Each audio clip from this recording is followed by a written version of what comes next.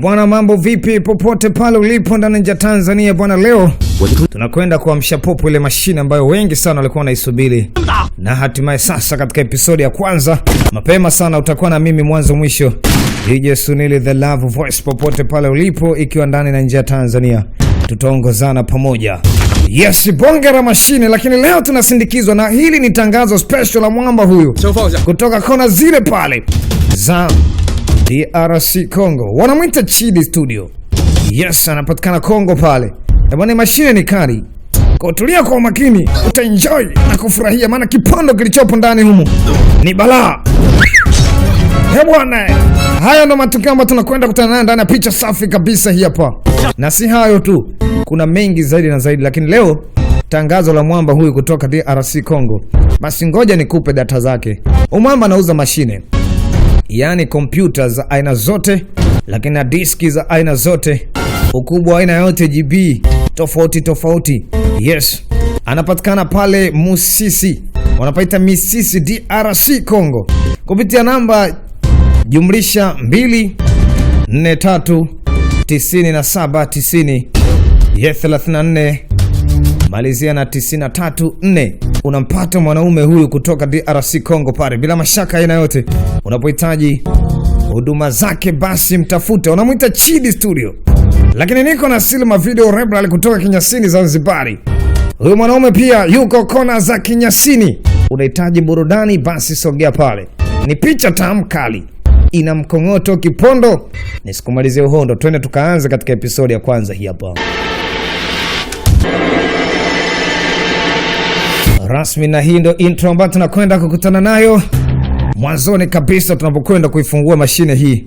Bila mashaka ya aina yote utaongozana na mimi hapa mwanzo mwisho. Yes. Lakini kwa wewe ambaye haujajiunga bado kwenye grupu la VVIP, basi huenda picha hii itakupa changamoto katika kuipata, labda gharama pamoja na kuchelewa kukufikia hapo ulipo. Jiunge sasa mapema ili uwe unaipata pindi ambako inatoka, tukupitia 0748943832. Namba zangu za WhatsApp hizo, ni cheki WhatsApp mapema ili uweze kuenjoy burudani hii yenye mission ngumu. Leo tunakwenda kumzungumzia mtu ambaye anapaswa kufuatiliwa kimya kimya. Nani huyo? Hilo ndio baraa sasa. Tutakwenda kuenjoy pamoja sambamba zaidi.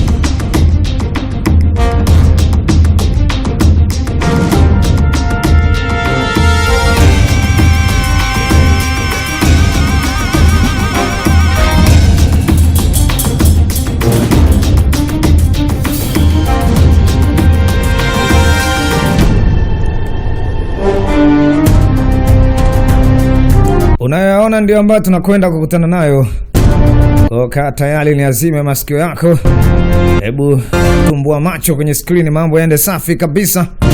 Uende kuenjoy na kufurahia ngoma hii yenye mastaa kibao ambao tunawafahamu. Wengi wako katika picha tofauti tofauti. Yes, basi utakwenda kukutana nao ndani ya picha safi kabisa. Hii hapa ni bonge la picha baba. Wanaita The Stock. Yes, episode ya kwanza. Ngoja tustopishe ili mambo yaende sawa. Tunakwenda kuzama kwenye story nzito kabisa leo.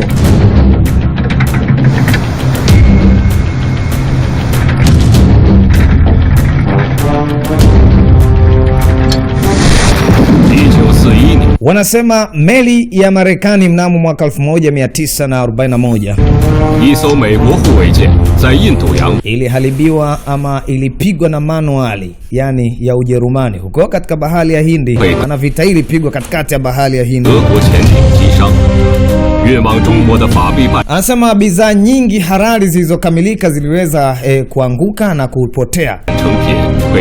Lakini bidhaa hizi inasemekana zilitekwa na Wajerumani, na kuna baadhi zilipelekwa na moja kwa moja zilifika katika taifa la China. Ilibidi wizara ya mambo ya kujadiliana, yani mambo ya nje, basi yalielekea moja kwa moja katika upande wa Ujerumani. ajili ya kuzungumza na kupanga namna gani wanajaribu kuweza kuungana mkono katika jambo hili.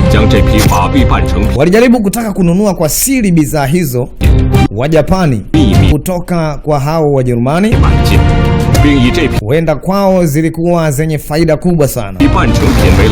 Basi kulingana na gharama za pesa ambayo ilihitajika kupitia bidhaa hizo ambazo zilipotea na kupatikana huko Ujerumani, basi ilitumika sarafu kubwa sana. Lakini sarafu hizi zilitengeneza mgogoro mkubwa, manake kulikuwa na vita kubwa ya pesa ya bandia kati yao pamoja na Wachina. Manake bidhaa hizi ziliingia moja kwa moja katika taifa la China, na hapo ndiko ambako kulitokea mgogoro wa pesa bandia katika taifa la China.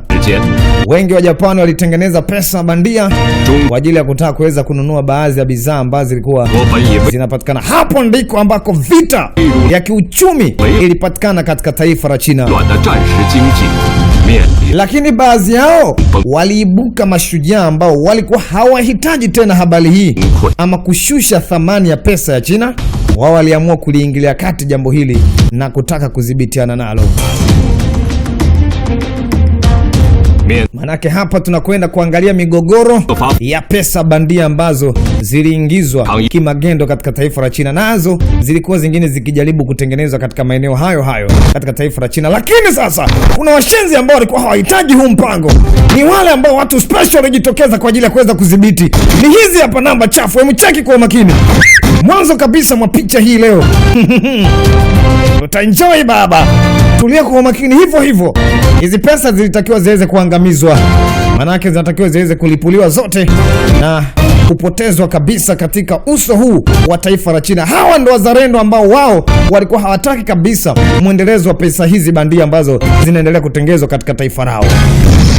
Kinachotokea ndio hichi hapa, Unyamwezi wanateketeza kila wanapopata direction kwamba hapo zinahusika. Tulia mwanzo kabisa mwa picha. Uko na kipenzi cha wana DJ Sunili the Love Voice. Yeyote anayehusika katika mpango huu anapaswa kuuawa. Kitu ni vita kati ya China na Japani. Mchina akijaribu kujikomboa katika kuweza kuangusha uchumi wake. Yes. Anataka kuweza kuinua tena. Wajapani walikuwa wanataka kuweza kuangusha, lakini hizo mashine ndio balaa nimekwambia. Mwanzo kabisa tulia kwa makini. Kuna mshenzi ameingia hapa katika maeneo haya. Amesambaratisha kiongozi pamoja na wapambe wake. Bwana, lazima pesa bandia zote ziteketee katika taifa hili.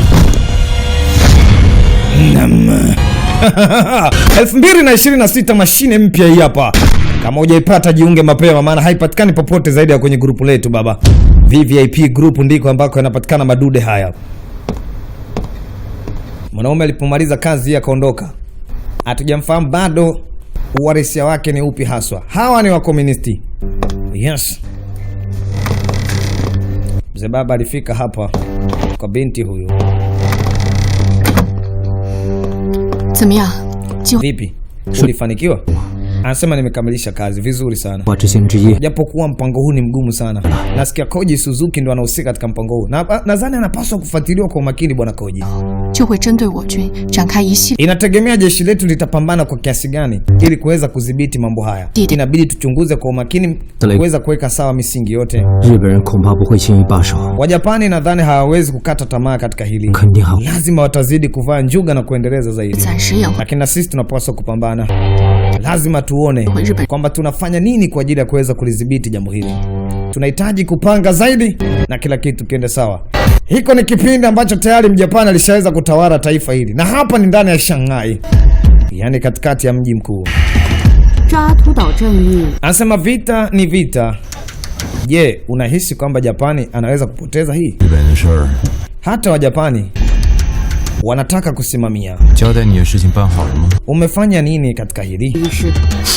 Nahisi ni ujinga. Kuna mwamba mmoja alikuwa hapa akijaribu kuweza kuzungumza na binti fulani. Wao walikuwa wakielekea mahali fulani. Tulia. tutaelewana tu. Hapa leo alionekana akiburuzwa maiti na kupelekwa katika eneo hili. Nadhani mtu huyu anapaswa kuchunguzwa kwa makini, sababu huenda itakuwa na mambo mazito. Labda itakuwa ametoka katika jeshi la 46, jeshi la 76. Harufu kali inatoka huku, lakini ni kuvumilia kwa sababu ni kazi ya upelelezi. Hebu mfunue uso ni muone. Yes, kucheki namna hii. Hapa kulikuwa kuna marehemu. Picha wanaita stock. Yes. Mwanaume alipomtazama vizuri huyu maiti, akajua na kitu ndani yake. Akagusa shingo namna hii, weka sawa, akafunua mdomo. Huenda na kitu chochote ndani ya kinywa chake. Binti huyu ni binti hatari mno. Yes, akamkabidhi ngoma namna hii. Anataka kutoa kitu ndani ya kinywa cha huyu maiti hapa. Vuta, sijui ni jino. Ametoa jino.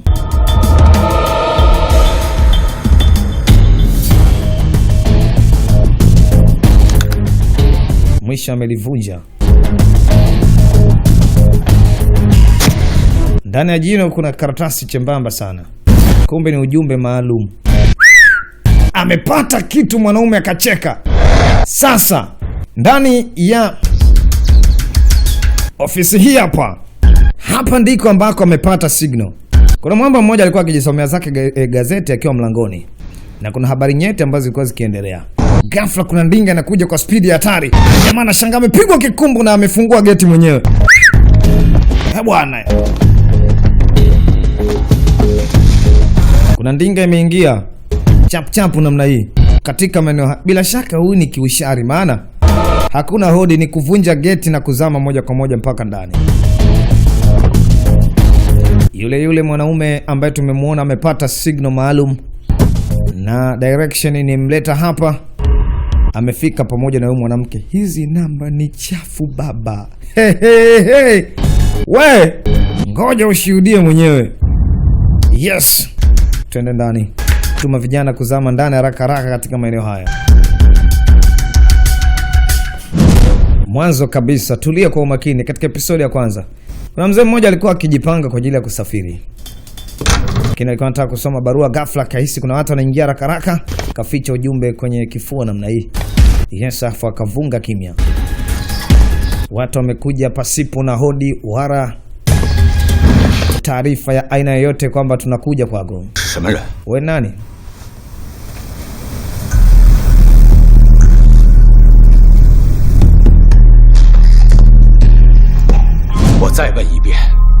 Nitakuuliza kwa mara nyingine. Wewe nani? Kwa nini umeingia katika makazi yangu binafsi? Kama utaki kujibu nenda. Yaani aondoke. Anasema Profesa Fang. Hakuna haja ya hilo. Hebu kaa tuzungumze. Nimemuita Profesa Fang. Mimi na wewe tunaweza tukazungumza vizuri bwana Fang. Kwa naomba unisikilize kwa umakini, tujue nini cha kupanga leo na tuweze kuona hatima hapa. Bwana wangu, nataka kujua haswa ni kwa nini uko hapa na wewe ni nani haswa?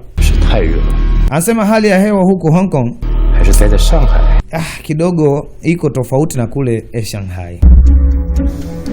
Yaani hali ya hewa huko kidogo inaonekana joto. Nadhani unajua mengi kuhusu jeshi la namba 76. Unajua mengi wewe. Je, unahisi tutawahi? Ngoja tuwahi tuone kama tunafanya nini. Lazima tufate direction hii kwa huyo mtu.